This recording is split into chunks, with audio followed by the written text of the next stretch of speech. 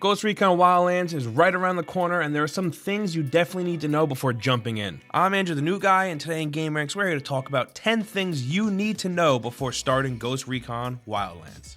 Starting off at number 10, one thing that Wildlands really surprised me with after playing it was the customization options for your ghost. There really are a ton of different ways to customize how you look and how you're dressed. And every customization option there is can be tweaked to your liking. You want a cool face scar or a huge beard? Sure, go ahead. Look like a pirate. There's even an eye patch. You could also deck yourself out with tattoos, and every clothing option lets you pick what color you want it to be. You could have a solid color like a blue or red shirt, or you could have different types of camouflage. And the different clothing options you can tweak range from hats to shoes to backpacks to gloves, and you can even have a full-on ghillie suit if you really want. So there are a ton of options to create your perfect ghost. There's also different preset outfits that you can create so you can change how your ghost looks on the fly. Maybe if you're running around in the jungle and you want your ghost to rock more camo or a ghillie suit, you can do that quickly. Not that changing into camo will actually make you harder to spot in the game, but some players might just prefer to look differently depending on the situation. So Wildlands really does give you the ability to create your perfect ghost.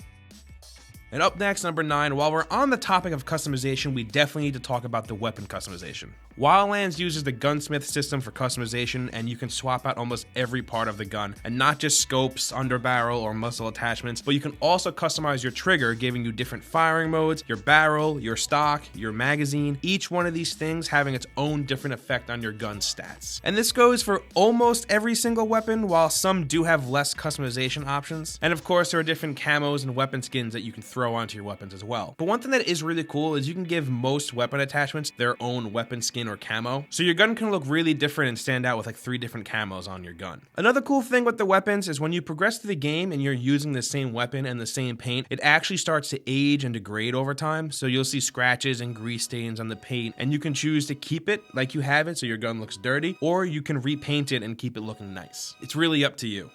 Up next, number 8, Wildlands also has a character progression system with several different categories. There's weapon, drone, item, physical, squad, and rebel support. But the leveling up here is a little bit different than your average game. Scattered around the map are different resources that you'll have to tag so rebels can come and collect them later. So when you go to spend skill points, you'll see on the screen how much of each resource you need to purchase that certain skill. And some of the skills are pretty important and will make playing a lot easier. You can get a skill that adds to the amount of sync shots that you can do at once. You can get one that adds night vision to your drone, one that extends the range and the battery of your drone, and there's one that also raises the amount of damage that you can do to vehicles, which I'd say you should probably get sooner than later because it makes the convoy missions a hell of a lot easier.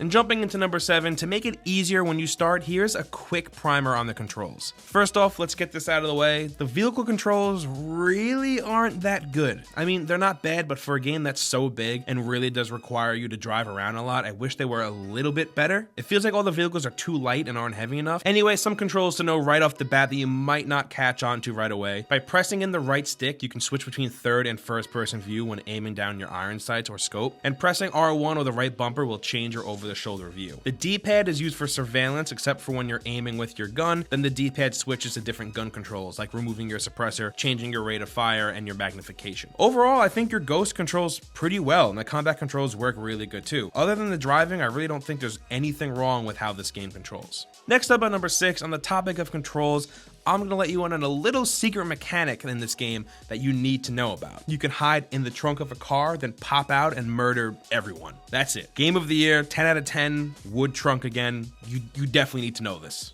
Up next, number 5, we have the story. So the story in Wildlands really isn't anything crazy. It's a very meh shooter story. So you and your team of ghosts head to Bolivia to help your CIA contact and the local rebels take down the Santa Blanca cartel. So yeah, that's really it. Like I said, it's nothing special. It's there, it serves its purpose. It isn't bad necessarily, but it also isn't great. But then again, I don't think you're buying this game for the story. I don't think anyone buys any Tom Clancy game for the story, except for Splinter Cell. I give so many shits about Sam Fisher and what happens in those games. And up next, number 4, one thing that Ubisoft has really been stressing about Wildlands is a multi-layered approach to completing objectives. There are a few different ways to approach a mission with whatever playstyle you choose. You could take the stealthy approach, which is my personal favorite. There is a day and night cycle, so for the stealthy approach, you could wait until the nighttime to strike. You can throw on your night vision goggles and get to work. You could hang out outside of whatever enemy controlled area you're about to infiltrate, use your drone to fly over the area, tag enemies so you can get an idea of their location and how many there are, then maybe snipe out any snipers or stragglers stragglers, then make your way through taking out enemies one by one. Or if that's too boring and there are too many steps, you can just go in during the day, dump your suppressors in the trash, and go in guns blazing.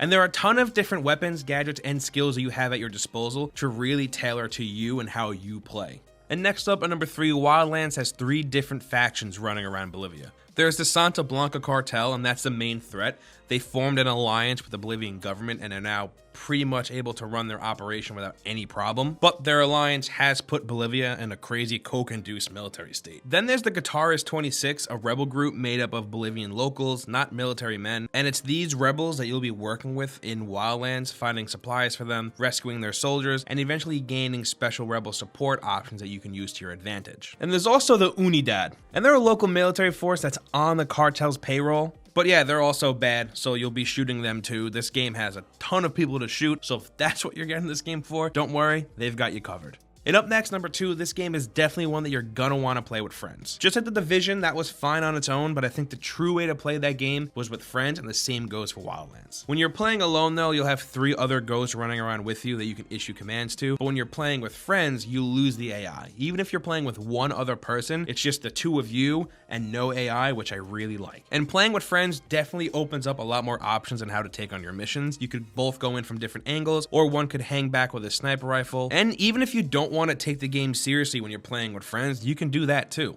I ran around the beta with a friend just kind of goofing off, and I had a blast. But yeah, if you don't have any friends and you want to play Wildlands, it looks like it's time to go outside and make some friends, because that's how you're going to want to play this game.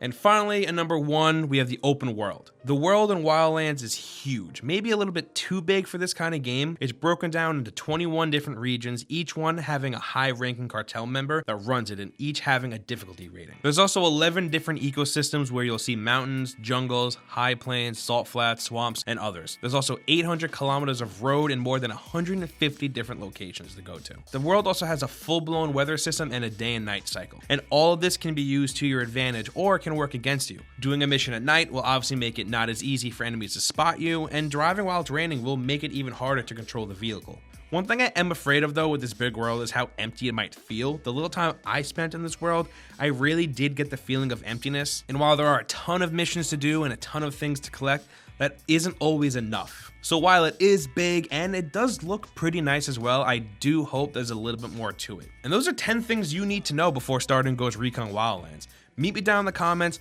I want to hear from you guys. Let me know if there's anything we may have missed, or let me know if you're excited or not excited for this game. And hitting that like button really does help us out. And if you guys didn't know, we put out videos like this every single day, and the best way to get them is to subscribe to the channel. And once again, I'm Andrew, the new guy, and I'll see you guys next time right here on GameRanx.